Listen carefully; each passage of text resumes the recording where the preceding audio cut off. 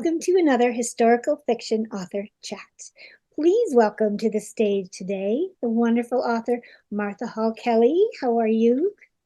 I'm great, thank you. Thank So you for nice, having me. so nice to see you here. I finished reading The Golden Doves, and I know some people on this page are reading it now. So beautiful. I can't wait to talk with you about it. Thank you. I can't wait either. Well, I will. So I will now talk bio. I'll just start doing this, chatting away, and I will read Martha's bio and then the synopsis, and then I'm going to turn it over to you. All right. Martha Hall Kelly is the New York Times best-selling author of Lilac Girls, Lost Roses, and Sunflower Sisters. With more than 2 million copies of her books sold and her books translated in 50 countries, she lives in Connecticut and New York City. 2 million copies. Oh, that must feel so good. All right, and the synopsis of The Golden Doves, do you have it there? Do you have a I copy of the do. book? Okay, let's see, because it's beautiful. Isn't that pretty? I actually read it when I was on vacation and I just really loved it. So I reached out to Martha on social media and she said, sure, we can chat, whatever. All right, so the synopsis of The Golden Doves. Two former female spies, bound together by their past, risk everything to hunt down an infamous Nazi doctor in the aftermath of World War II. An extraordinary novel inspired by true events from the New York Times best-selling author of Lilac Girls. American Josie Anderson and Parisian Arlette LaRue are thrilled to be working in the French resistance, stealing so many Nazi secrets that they become known as the Golden Doves, renowned across France and hunted by the Gestapo. Their courage will cost them everything. When they are finally arrested and taken to the Ravensbrück concentration camp, along with their loved ones, a reclusive Nazi doctor does unspeakable things to Josie's mother, a celebrated Jewish singer who joined her daughter in Paris when the world seemed bright. And Arlette's son is stolen from her, never to be seen again. A decade later, the Doves fall headlong into a dangerous dual mission. Josie is working for U.S. Army intelligence and accepts an assignment to hunt down the infamous doctor, while a mysterious man tells Arlette he may have found her son. The Golden Doves embark on a quest across Europe and ultimately to French Guiana, discovering a web of terrible secrets, and must put themselves in grave danger to finally secure justice and protect the ones they love. Martha Hall Kelly has garnered acclaim for her stunning culmination of empathy and research into the stories of women throughout history and for exploring the terrors of Ravensbrück. With The Golden Doves, she has crafted an unforgettable story about the fates of Nazi fugitives in the wake of World War II and the unsung female spies who risked it all to bring them to justice. Yeah. Well read. I was Yeah. enthralled by that. Except I said French Guinea. That was weird. French Guyana. Yes. That was a neat scene in the book. I love the way. Okay, I'm not going to get into that right now because Martha is going to read from chapter 1, I believe, and I'm going to Yes. disappear. All right, everyone, get out your tea, biscuits, cookies, whatever, and get comfortable. Thanks, Martha. Sure. Thank you. This, you see on the cover, there are two female protagonists, and the chapters go back and forth between them. Arlette is here with the beret, and this is Josie. And the first chapter that I'm going to read is a Josie chapter, and it takes place in Fort Bliss, Texas in 1952. I wake at dawn, face down on the sofa, thinking I'm back in Block 10. The living room windows open a crack, and another Texas dust storm blows like hell outside, pummeling the room with more sand than dust. I swing my feet to the floor, head pounding. 65 dossier photos taped above the sofa flutter in the wind, and the men look down on me. Mengele, von Braun, Speer. I stand, head for the window, and kick over a half-full beer can. Shit. A gust hits my little shrine on the coffee table, the votive still flickering under my mother's picture, and the photo of Arlette and me, arms linked at liberation. The wind catches my mother's photo and sails it into the air. I lunge to catch it before it falls, and then set it back in its spot.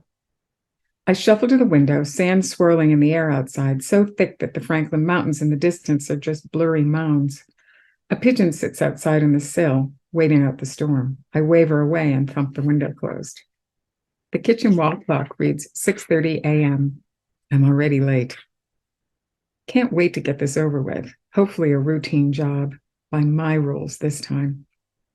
I pull on my regulation pinkish skirt, green blouse, and drab field jacket, then slide my silver PPK into the shoulder holster. That simple act calms me, the brown grip the perfect size for my hand. It's the Nazi police gun I confiscated from the suitcase of an incoming scientist who swore he didn't know how it got there. I stuff a pair of hospital gloves into one pocket, grab the welcome basket, and drive a government-issued Jeep past the massive rocket at the entrance that reads, "Welcome to Fort Bliss, your Army Anti-Aircraft and Guided Missile Center." I read the latest dossier as I drive. They all had quirks from their intake forms. One bathes obsessively, one masturbates too much. Krebs's quirk is that he's fastidious about his clothes and insisted he and his wife, Irma, buy all new luggage for the trip, specifying the exact models of the suitcases. Each new scientist was bound by their contract to declare the contents of each bag, but he'd written a missive on the packed items, down to his 10 pairs of undershorts and his wife's cosmetic collection.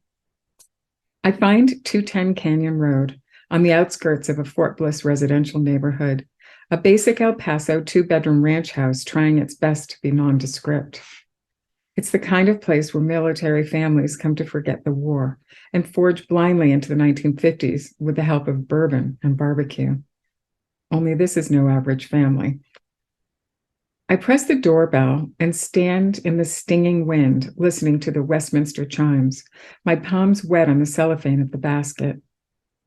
I survey the olive branch of a gift the intake group has assembled, a cheap woven bowl filled with someone's idea of foods representing American and German cultures, a can of Spam, some stolen, one of the secretaries baked, Oreo cookies, a bottle of Riesling wine, and a 6-pack of Pearl beer.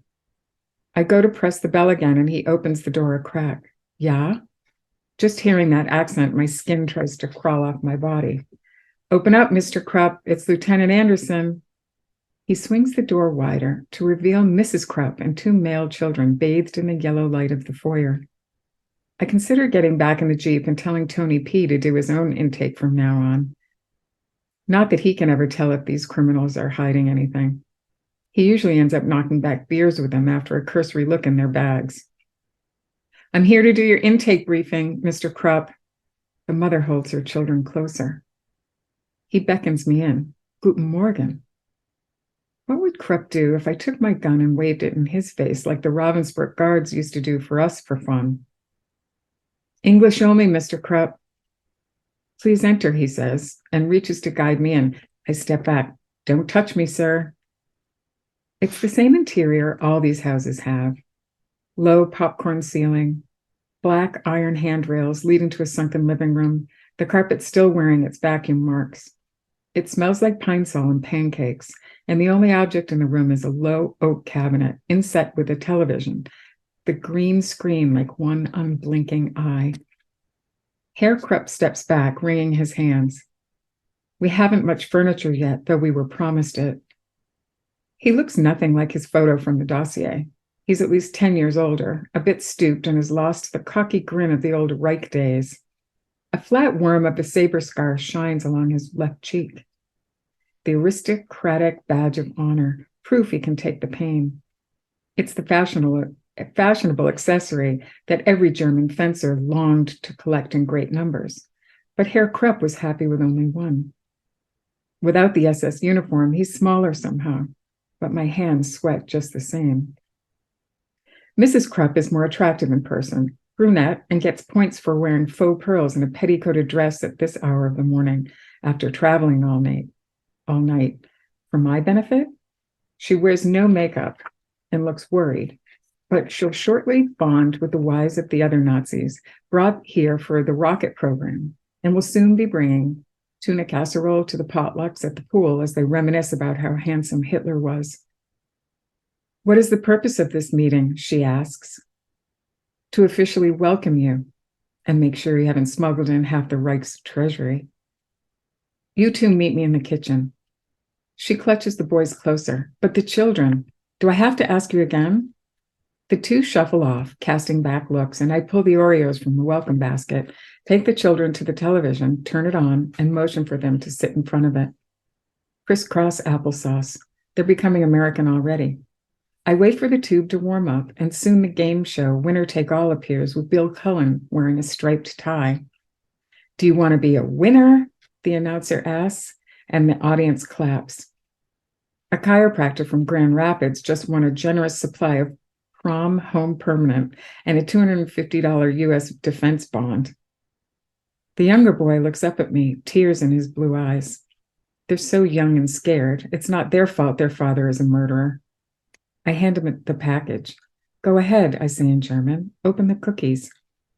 Welcome basket in hand, I head for the kitchen where the Krupps wait under bright fluorescent lights, giving them both a hollowed-out look as they sit in their new cherry-red table and pleather-upholstered chairs. Their luggage is stacked against the wall, and on the refrigerator, someone has trapped a postcard under a grinning sun-faced magnet that says, Welcome to El Paso. A plate of pancakes the cafeteria must have sent over sits on the counter, untouched. Mr. Krupp crosses his legs, arms folded across his chest. I lob the beer into the fridge, lean against the counter, and read his folder. Ah, I see. One of the good Nazis. So they've made you a glowing resume. This is what you call a Parisian, isn't it, Mr. Krupp? He looks out the window. They're always astonished that they've been accused of doing anything wrong.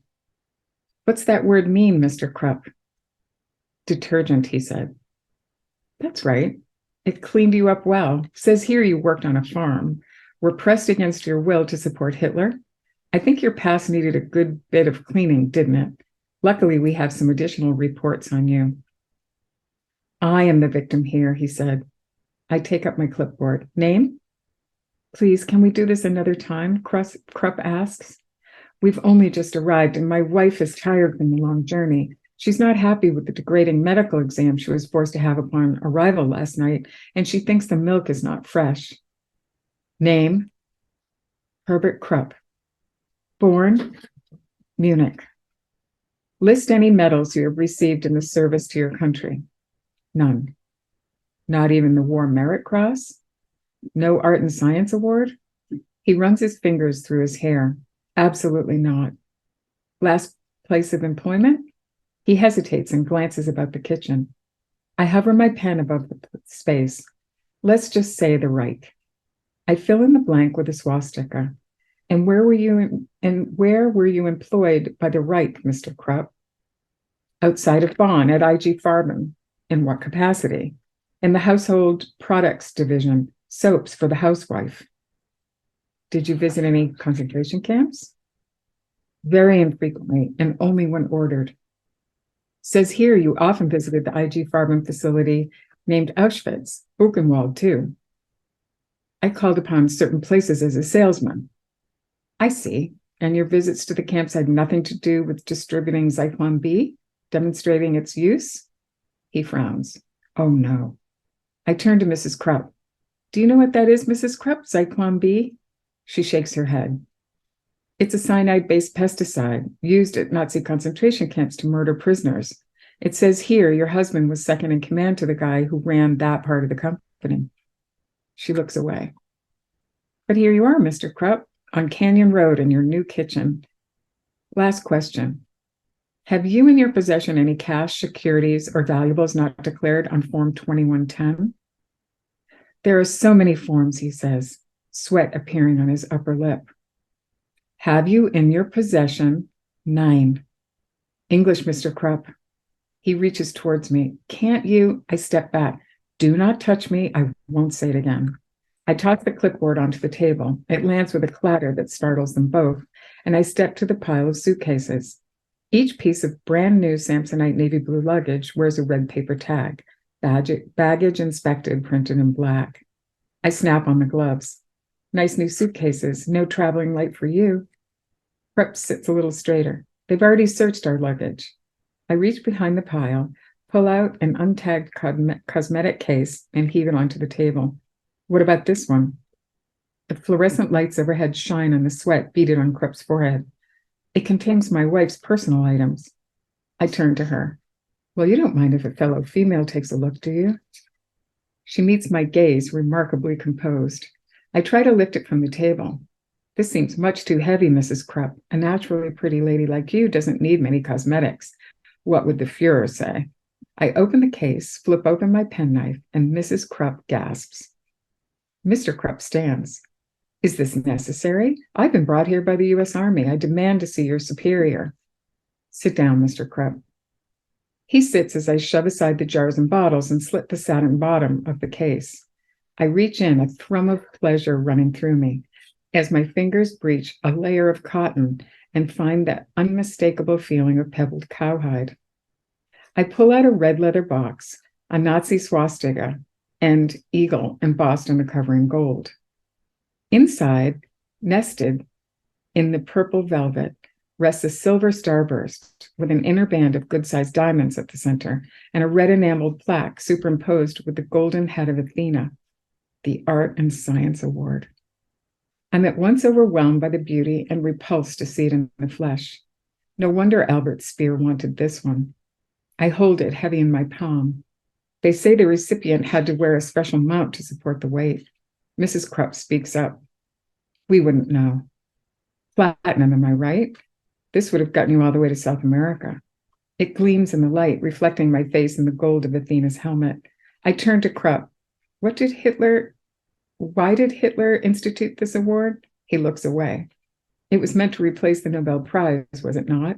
And what did Hitler call the Nobel? I don't. Say it, Krupp. He lifts his chin, but keeps his eyes averted. He called it a Jew prize. There you go.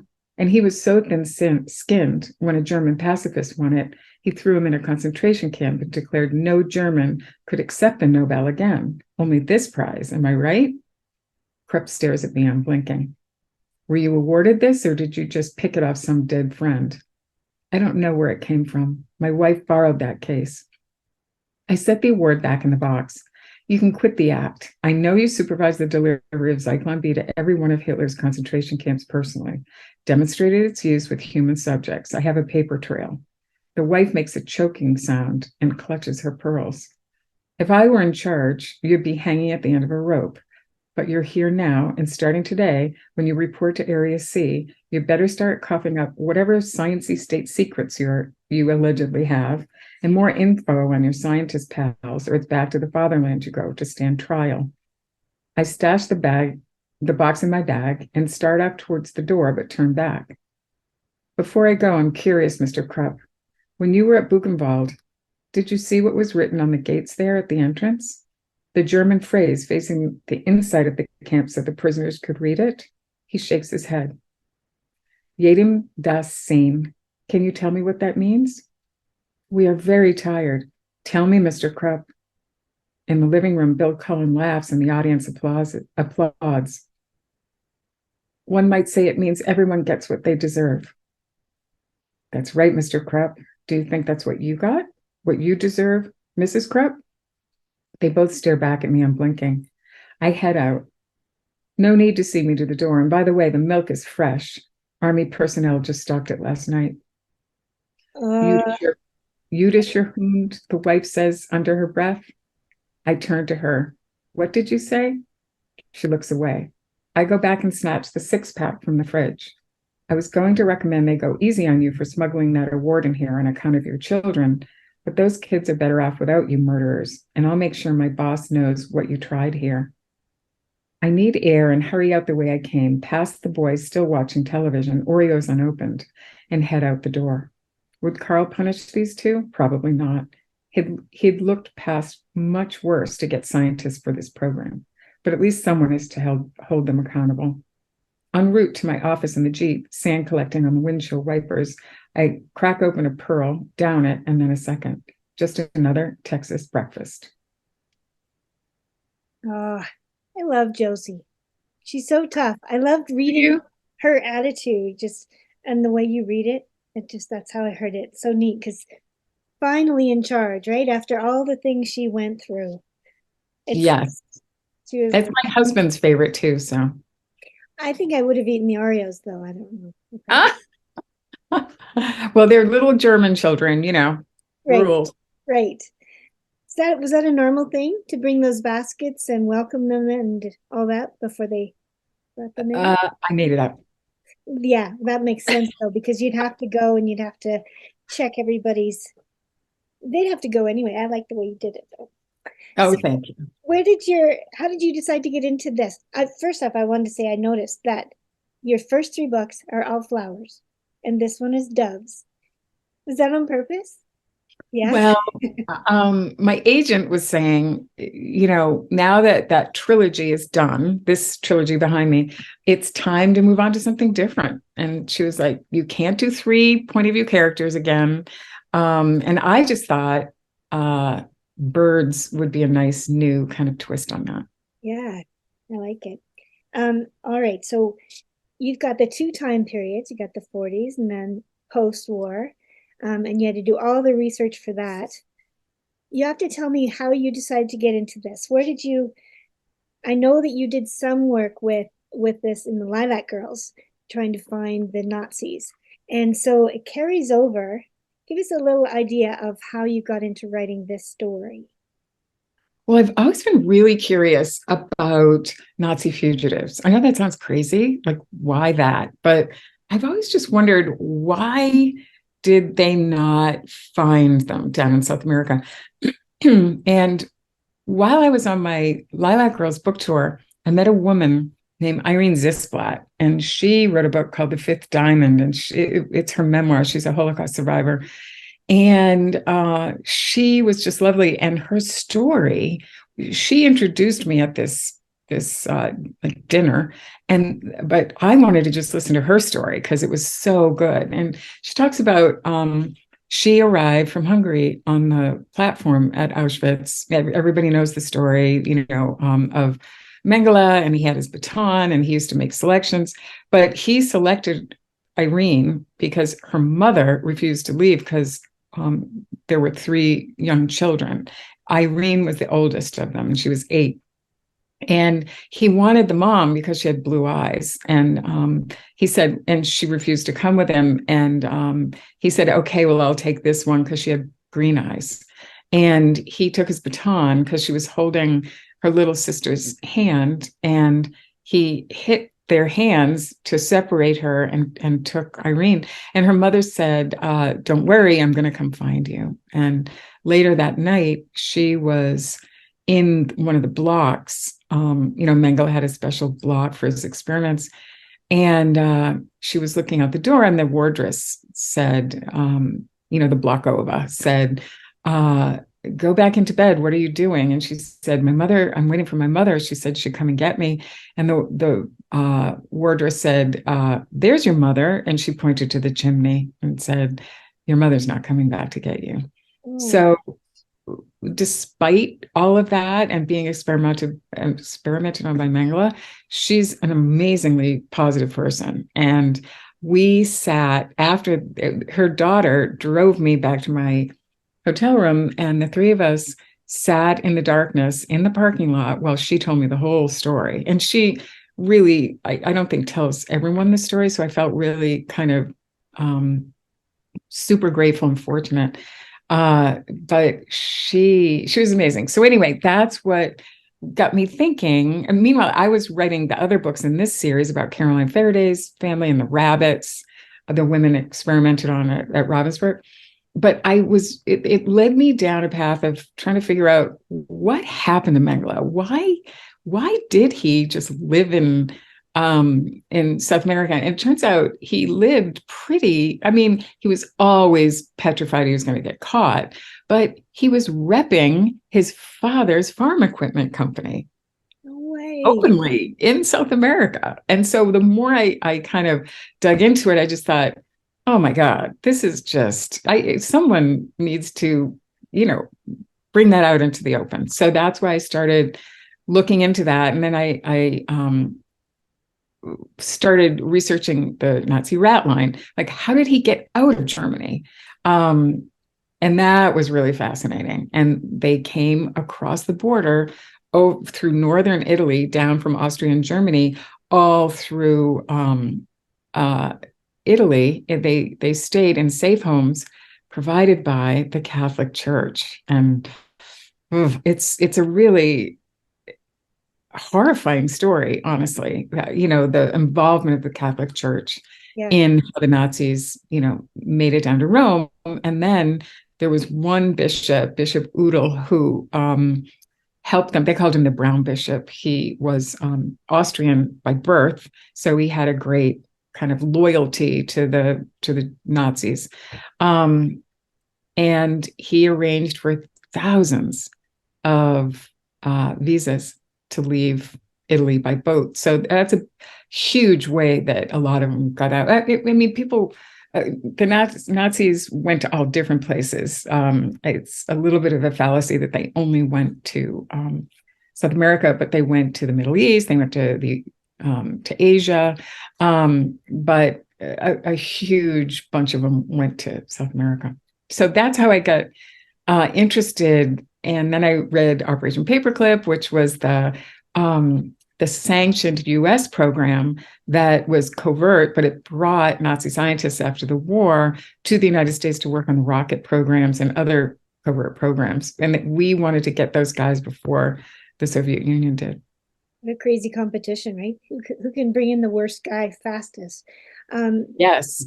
If you've studied all of these things, and I have to admit that the whole idea of the Nazi fugitives it's very interesting to me too. The whole idea of it. Is there, and this may be a very stupid, uneducated question, but is there a count of how many of these guys just disappeared? I guess it's not possible, is it, to count all that? Well, it's hard. It's hard because the Germans, even though they lost, but they were pretty stubborn about a lot of things. And then towards, pretty early after the war, they started saying, hey, we're not going to, take our guys out of prison. They started fighting back. And the U.S. was like, okay, that's fine. Just give us your best scientists and we'll, call it even. So they weren't held accountable by the US. And so the numbers, it's really hard. I think probably way more than anybody could imagine. Mm-hmm. And, when they talk about former Nazis, I mean, at that point, they were all still way, card carrying Nazis. Once a Nazi, always a Nazi. But that the story and meeting Irene and learning all that from her, that must have been so traumatic for you, like learning from her, like how it actually was. It's one thing reading a book, but to hear from her, what a gift for you as a researcher. But it was so, yeah, I didn't realize it at the time that it would lead to a book, but it was, I'm sure you feel the same way. You never know when a story is just going to kind of come and tap you on the shoulder. And I didn't even realize that was what happening. But once I got to know her, and we kind of became friends a little bit. She's just so inspiring as a friend. She is in her 90s now, but she still swims every day. And she's just so inspiring. But it really came from that place. And I think that when books come from a genuine emotional place, it kind of shows in the writing.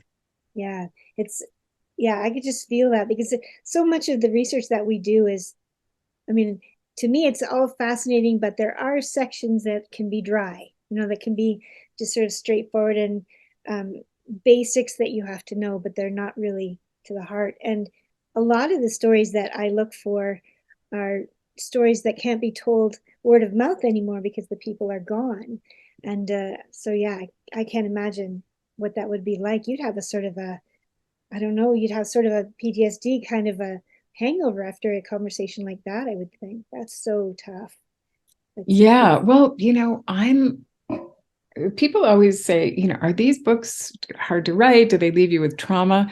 And they really don't. I think mostly because actually I did a book group Zoom with a group of Canadian doctors, and they were psychotherapists, and they started like analyzing me. Oh. And it was kind of fun until they started like really getting to the truth. And I was like, you know what, maybe this is But they were saying, it's really interesting that you didn't feel, like take to your bed because it was so sad. And I was saying, if anything, I think it helped me work through some of my own things. Like mother-daughter kind of things. There's in all of my books, there's always a mother that is either dying or, suffering through something. And I think it's my way of, reliving it and trying to, my mom died when I was younger. And I think it's my way of just trying to work through my own stuff. So I don't shy away from it. I also really like bringing that to the reader. And I know it's not always easy, but I feel like historically, it's important to not feel like you've gone to like a shopping mall and when it's supposed to be a concentration camp. I think I know it's hard, but I feel like you should really feel like you were there, because then when something good happens in the story, then you really feel like it's you. And Yeah. so I'm always trying to do that. Yeah, I think that's the whole point of historical fiction is, and people have heard me say this before, it's we are trying to get the actual history, the real stories that have been forgotten out there. But for me, the way to learn about things is through historical fiction rather than the dry textbooks and stuff. So we are able to bring it to life through these fictional, and as you said, the basket, the welcome basket, you made that up, but that was what you needed to tie it into the personalities and the characters, and badass Josie and all that. So yeah, it's, I think for me it would be very traumatic to read it, but I know that having done some work with, not with the Holocaust, I did not work with that, but with other topics, it can be really, really hard to write. And writing the Forgotten Home Child, I did a lot of weeping, a lot of it. But it was important, as you say, to get it out there, to tell the truth. It's not about writing gratuitously, it's about writing truthfully. And Well, they do say no tears in the writer, no tears in the reader. So I think that is true. You need to feel it, right? Before you can kind of convey that.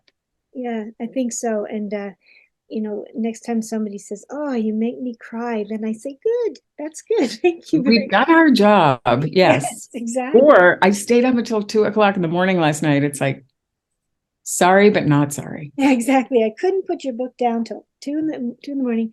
Good, that's excellent. Thank you. Well, I love this one. I love the Lilac Girls, and I love the way you are straightforward with it. These girls were tough, but they were. I like with the doves in the beginning. They're gathering all the secret information from the Nazis, but then later they're going back at it from a totally different lens, but still fighting back. And they were just really admirable characters. I really enjoyed listening to both of them. Oh, So, that's so nice. yeah.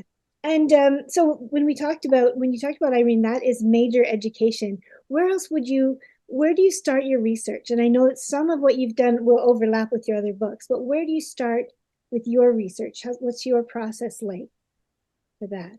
That's a good question. The entry point. I think I just start whatever interests me, because the research is the fun part for me. And if I start, which I have with all my books, with a subject that interests me, then I just go at it from, let's dig in and find out what was happening. Yeah, I just dive in. Usually I try to go to the place right away. That wasn't always possible with COVID, Right. but once the COVID restrictions were lifted, my husband and I got on a plane right away and went to Italy to trace that rat line thing. But I feel like if I can't go to the place, it really hinders my ability to bring it to people. Other authors aren't necessarily that way. I don't know if you've read The Tenderness of Wolves by Steph Penny. She is an English writer, or she might be Scottish, but from the UK. And it's one of my favorite books ever. But she wrote the whole thing, never once coming to Canada. And you would swear, I mean, the way she describes Canada, it's amazing. And she said she has a really good library.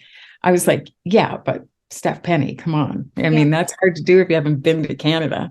But I need to go to the place. It helps me.